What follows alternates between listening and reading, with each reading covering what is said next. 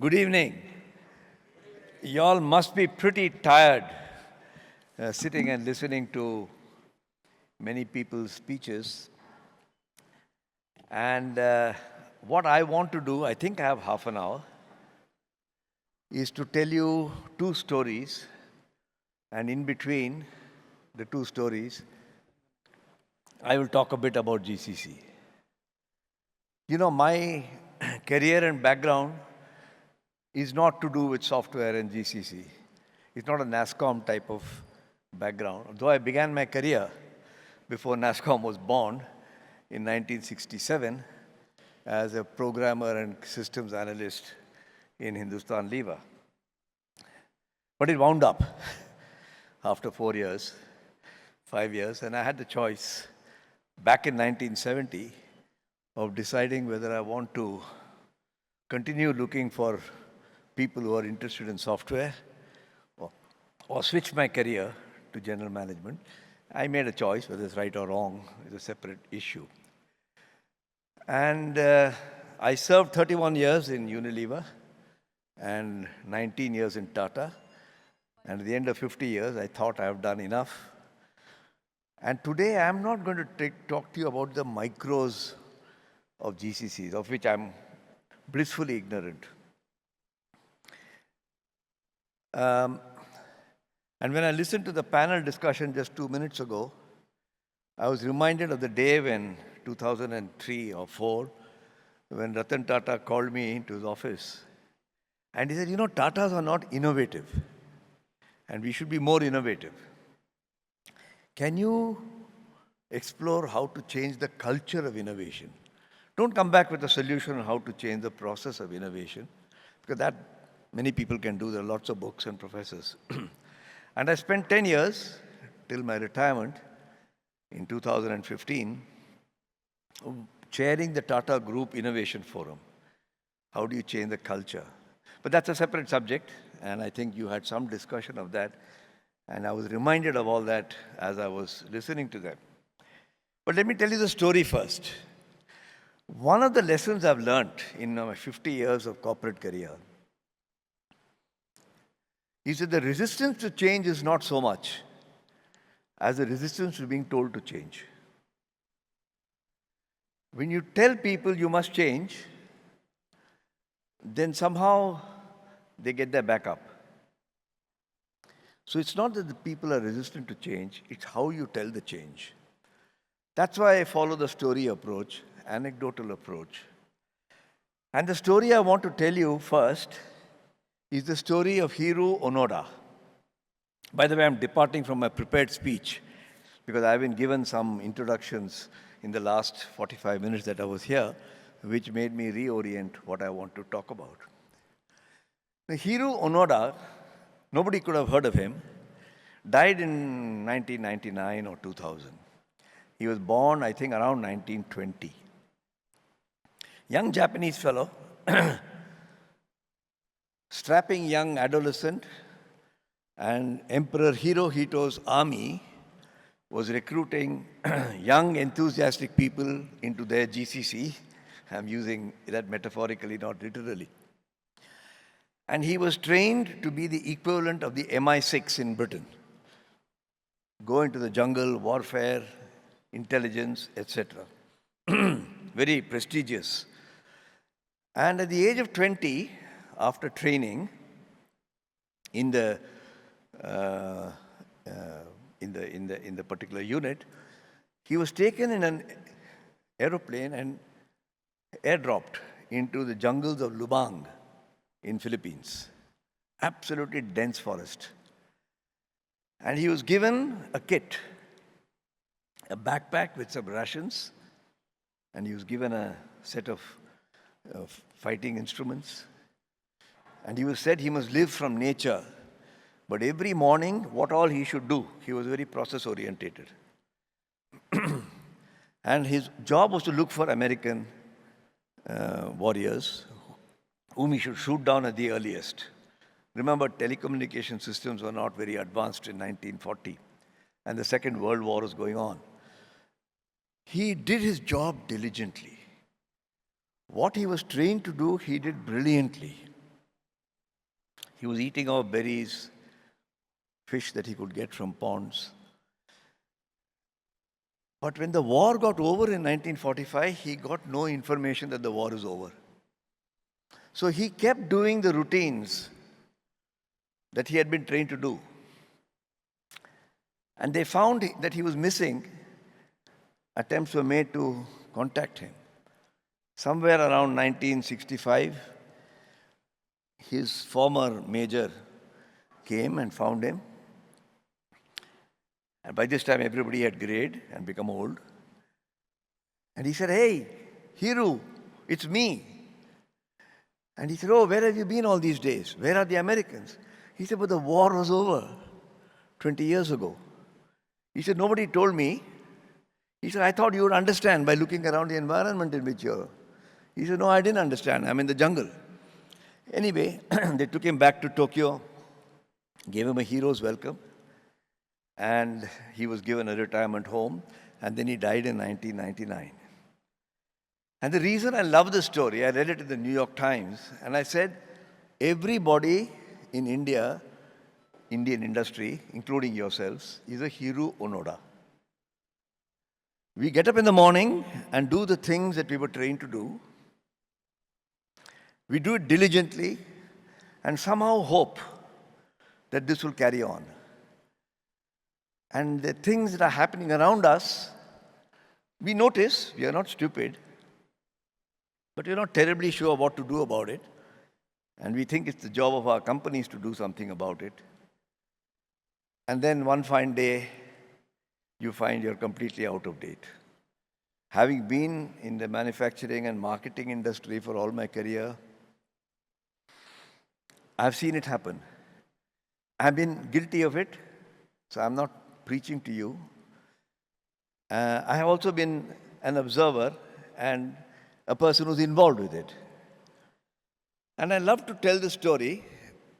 If you'll allow me to just reflect back at my stage and age, that's as good as I can do. I can't talk to you about GCCs, and you should not listen to me if I talk to you about GCCs. Back in 1970, when I switched my career from what they called EDP in those days, I was very struck that Hindustan Lever was setting up a research center. I said, "Research? To sell Lifebuoy and Dalda? What sort of research are you going to do?" I was young, and I was rightly iconoclastic about it. My background was in physics and engineering, so I somehow felt I had the right to judge. And a research center was set up. This is distinct from the development department, which was doing product development. And I thought in 1970, this was something, George Fernandez came to inaugurate our research center in Andheri. I remember that. And now the head office of Hindustan Lever is sitting there. Can you imagine the head office of Barclays Bank or Siemens will be sitting in your GCC 30 years from now? Is it possible? Just sounds crazy. Initially, the work was burettes and pipettes and what happens in chemistry labs. But the expectation right from day one was, we want you to be the innovators and problem solvers and not be people who will carry out procedures. So the way they recruited people was, for the standard of those days, hugely innovative. They went to Cambridge University and recruited Dr. S. Varadarajan. They went to Michigan and recruited Dr. K.K.G. Menon. It didn't happen at the same time. I'm just giving you. They went to Illinois and recruited a biochemist called Ashok Ganguly. And the talent pool of Hindustan Lever was enhanced by the research center. I'm imagining whether the CEO globally of a company will come from a GCC. At that time, nobody thought so. But Varadarajan went on to be a director of the company when I joined. From there, he went on to be chairman of IPCL, and then he went on to the Planning Commission, and the Prime Minister's Scientific Advisory Council. Likewise, Dr. Menon joined the board of the company, and I was a junior colleague of his on the board. And Ashok Ganguly, of course, not only became a director of Hindustan Lever, he became chairman. And he went on to be the global research director of Unilever in London. I'm telling you this to say that if a primitive form appropriate to 1970, Hindustan Lever Research Center was a GCC. But right from the beginning, its mandate was not to do things they are told to do, but to reach out and solve real business problems. In the process, it became a shop for talent. Never before has so much talent come out of, I'm going to keep calling it GCC, the research center. Nobody ever thought a research center person can become chairman, director in Unilever, let alone Hindustan Lever. If I look at the software industry and at GCCs today, they are recruiting very fine talent. They have been recruiting for 50 years. And I don't see why their career and life and outlook should be limited to GCCs, because they're part of a business. And if I had to recount to you over 60 years what all the research center of Hindustan Lever, today the research center of Hindustan Lever sits with 3 other global centers, solving global problems, right here in Bangalore or Bombay, as the case may be. Not only that, Unilever found this to be an enormous talent pool. So they've also set up a GCC. This is after my retirement, so I know only second-hand information. It's 100% owned by Unilever. And those people are sitting and doing innovations which are being rolled out to other parts of Unilever. I'm not going to go into the list of these because that may not be very relevant to you or interesting to you at this point of time. But what apparently looks simple, why do I need an IIT, IIM fellow to sell soap? Depends on what it is you want to do by selling soap, not on the act of selling soap. And if Hindustan Lever has always been insistent that the best should come to them, it is demonstrated by the 2 facts which I want to mention to you.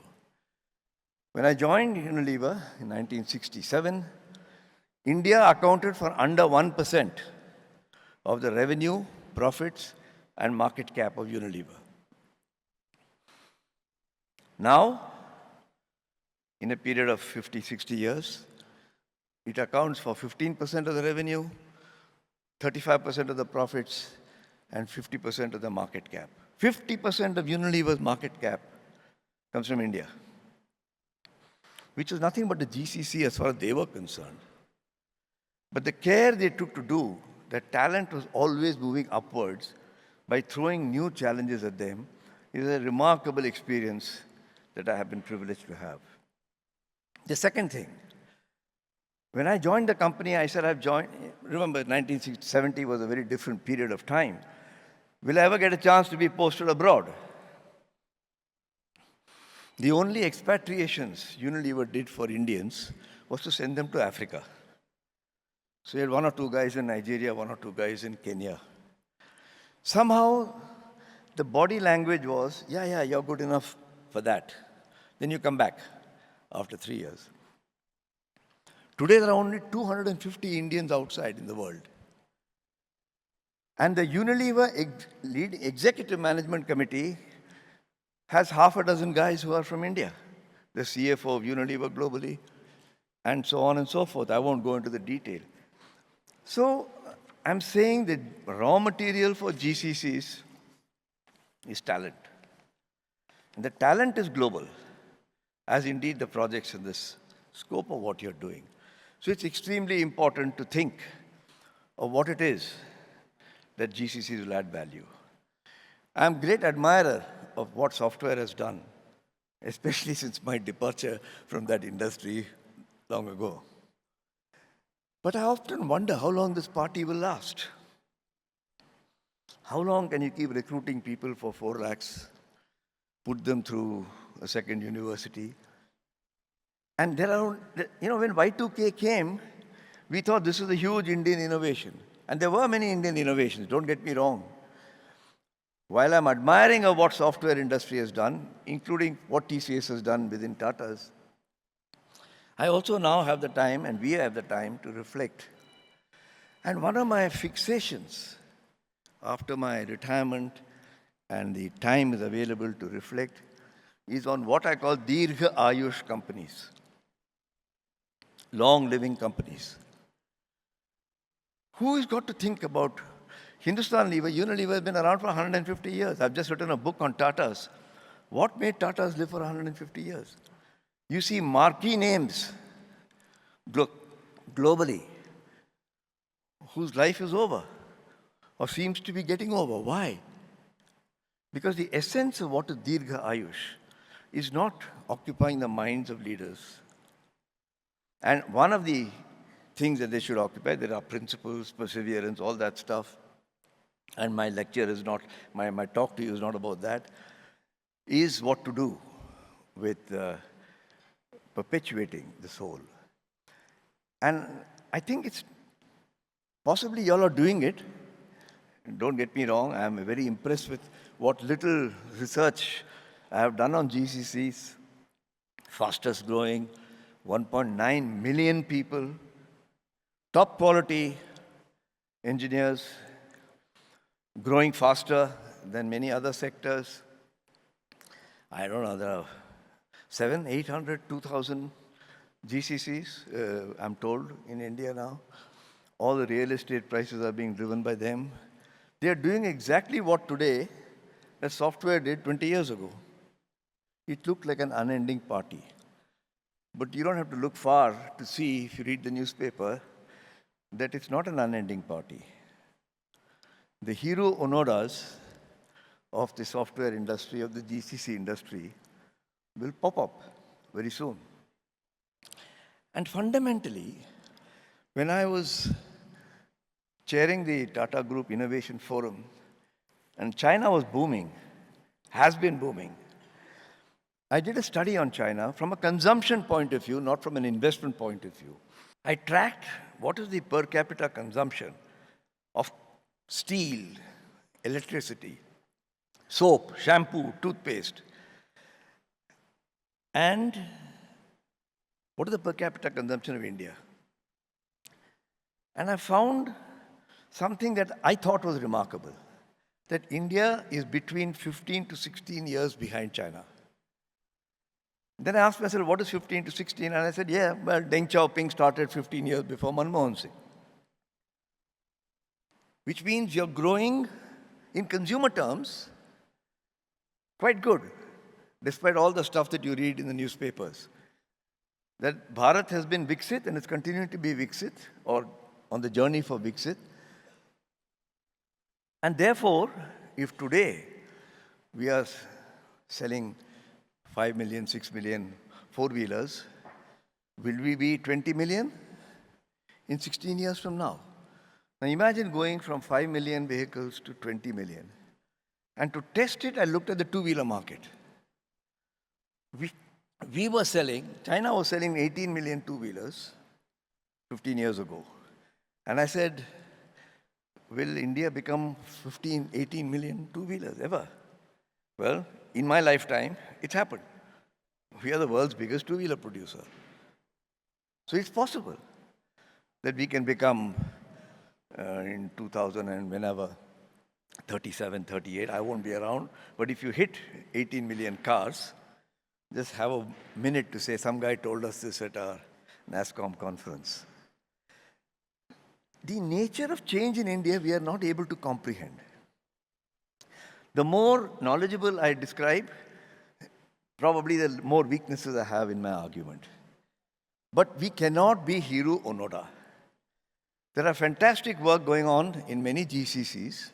I've been exposed to one or two, but that's about all I have knowledge of, who are actually contributing to the global innovation. But the change is also very rapid. How are you going to ensure the GCCs have a relevance in 2050? When looking at the black hair in this audience, many of you will be around. I may not be around. I never thought of it that way. I thought my hair will always be black. But your hair won't always be black. And so, what you should consider, if I may suggest, that while you're doing the fantastic work that you all are doing, and the fantastic service that you're giving, God willing, you won't be 1.9 million, but 3.8 million in maybe, 5, 10 years' time. You may be India's largest foreign exchange earner, as software is today. But you can see that the software journey is having its own pains. Everything that comes has to change. And the longer you stay, this is the point about long life institutions. The longer you're alive, the more difficult it is to change. Hindustan Lever, and in some ways Tata, I would say, have discovered the elixir of self-challenge so that they are always young. No, not perfectly. You can find a lot of things wrong with Hindustan Lever and with Tatas. I'll be the first to admit it. But having that elixir of youth is very important. And the limited point I want to leave with you is, if you're a top leader and not a new engineer who's starting his career, is it your responsibility to see that your institution is long-lived?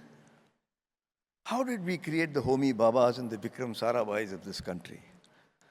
How could we believe that paid on public sector undertaking ISRO can be as creative as it is? It's not money. It's not status. It's not the number of vice presidents. Those matter. Sure, we'll have to earn a living, fill our stomachs, educate our children. And when people ask me, how could you spend a whole life in Hindustan Lever selling soap? I said, I defined my job not as selling soap. The detergent industry, soap industry, has saved more lives for mankind in the last 500 years than the entire pharmaceutical industry. It's a question of how you look at it. Because the pharma industry works on big bucks, they spend big bucks, and they want big prices. That's a separate thing. That's also required, by the way. Don't get me wrong, I'm not running them down. But the challenge starts at the beginning. If you don't wash your hands, if your children are not, by the time they're 5, the 50% is the mortality. That's what Hindustan Lever has changed. And I said, I'm very proud. This planet would not have 8 billion people if people like me didn't go out and make hygiene. Of course, it's not only soap. There are other things like sanitation and so on and so forth. Vaccination, don't get me wrong. But it's a question of how you see your role. And I have found great energy in thinking that this role that you're performing, it happens to manifest itself as writing code or doing some project, but is very, very important. So I want to close. I've got lots of stories, but I said I'm not going to go through my prepared speech.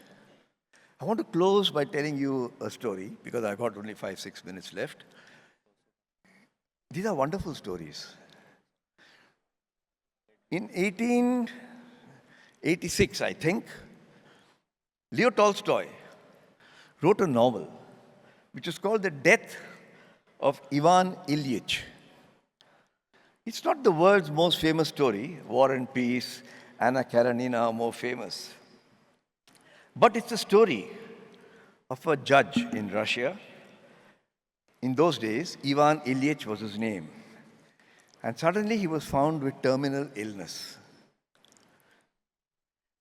And the judge confronts his life. What have I done with my life? And he goes into a self-reflection. I'm not going to tell you the story because that's not the purpose of my exercise. But it's a deeply moving story. 50 years later, A famous filmmaker from Japan this time, Akira Kurosawa, made a film called Ikuru. Ikuru in Japanese means to live. And in this story, it's taken from Ivan Ilyich, a Tokyo bureaucrat in the municipal corporation. He's following all the rules, procedures. He's doing what he's told to do. He keeps the budgets. He keeps shuffling papers from one department to the other. And he thinks life will carry on. But one day his doctor tells him he's got a terminal illness. He's got stomach cancer. And he confronts, what have I done with my life? How have I served people? And at about that time, a group of ladies comes and says, we have an idea to create a playground for our children in this particular place. We want permission. And he goes out of his way to help that happen. And his name is Watanabe. The movie ends with a beautiful cameo of how to find meaning in life. And that's come out in English language, and I recommend that you see it. Because when you're past 40, 45, you have to confront what did you do with your life. And whether I'm stupid or not, some people may think this fellow is imaginative. I feel I've spent 50 years, the first part of my 30 years in Unilever, helping to save lives. I didn't save them myself. I'm not a doctor. And the second part of my life, giving back to society through Tatas, what we earned. And it gives me something to tell my grandchildren. Son, there's more to life than just earning money, becoming vice president, whatever, executive vice president. Have something larger. And perpetuation of life. Do I want to wait till I find that I've got a terminal illness to ask myself this question? And one of the great privileges I've had is that both in Hindustan Lever and in Tata's, I didn't have to wait till my terminal illness was asking me the ask question. So, it is telling you that whether it was Russia 1886, Japan 1925 or 1930, England 1950, the same thing comes to everybody. It will come to people in steel industry, it will come to people in your industry. And I've got plenty of stories, but time doesn't allow me to tell you stories. I've given you a flavor of it. I said, I don't have to tell you what questions to ask yourself. I prepared that, but in the interest of finishing on time, I shall not dump you with that. But after you finish the routines, like I have done during my career of the day, after you have earned the salary that you rightly deserve, as I have done, and after you've enjoyed the fruits of that salary, ask yourself, is there a bigger purpose that I can do? Or do I want to be the Ivan Ilyich or the Watanabe of the 2050s? And I think that way, you'll create GCCs as an institution that long after your service in GCCs will be wonderful. There are constraints, there are problems, but let's not think Ivan Ilyich and Watanabe had no problems. And that's what you're paid for, not to run the GCC. Forgive me if I've exceeded my brief, but I felt very inspired to talk to people who are doing a fantastic job. And when you're taking off, you don't think of when it will start to decline. But the one thing I've learned in my career, that what goes up has to come down, whether it's in 5 years, 15 years, or 50 years. And the real leaders in Nasscom, and Nasscom, if I may make a humble suggestion, must provide counseling and training.